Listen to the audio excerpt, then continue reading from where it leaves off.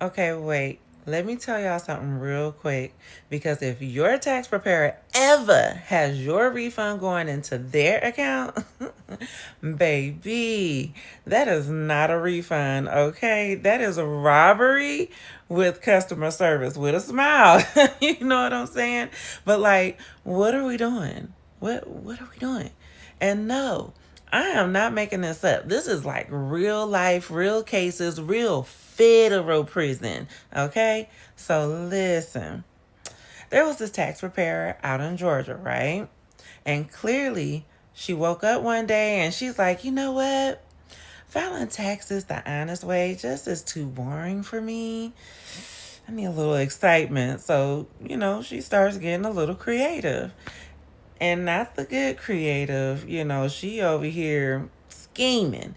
I'm talking about inflating numbers, adding credits that don't even exist.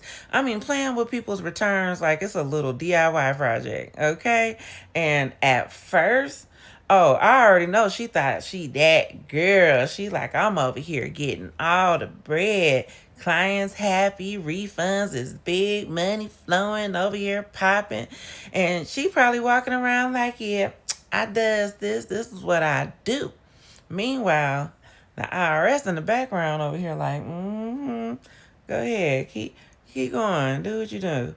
Because one thing about the IR and the S is that they are very slow. I mean, slower than molasses, but they do not forget. Okay, so when they finally caught up to her, they didn't come in like, "Hey, girl, can you stop? Can you?"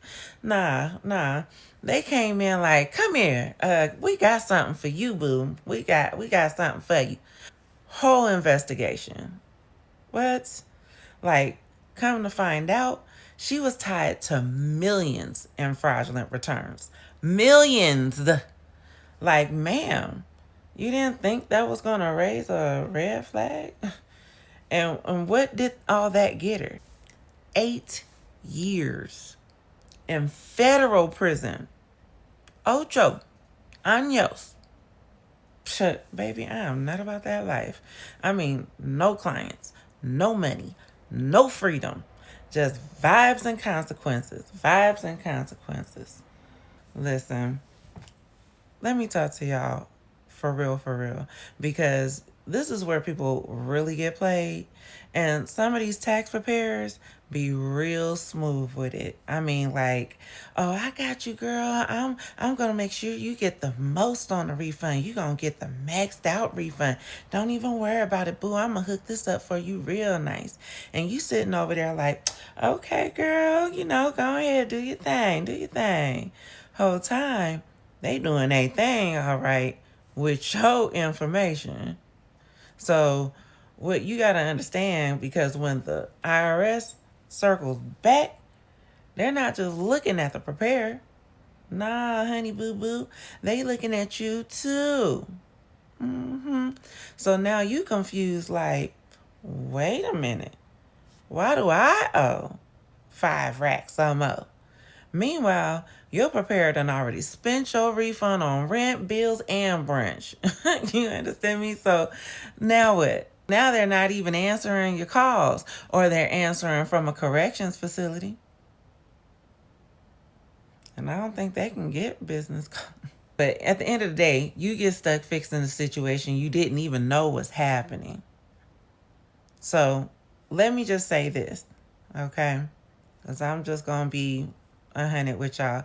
If your tax preparer is promising you some crazy refund that just don't make no sense, getting doggone well, you ain't got no dependents, you ain't got no business, all you got is a W-2, but they talking about how much they gonna get you back. You might want to side eye a little bit. If they're not explaining to you what they're doing on a return, they just like, yeah, we're gonna go and work this out.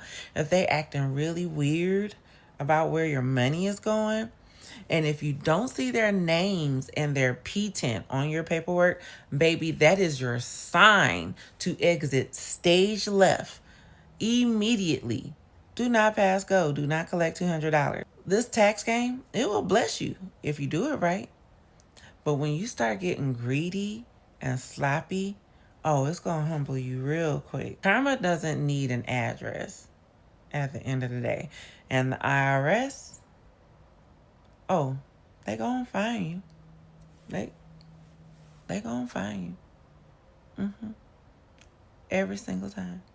Every single time.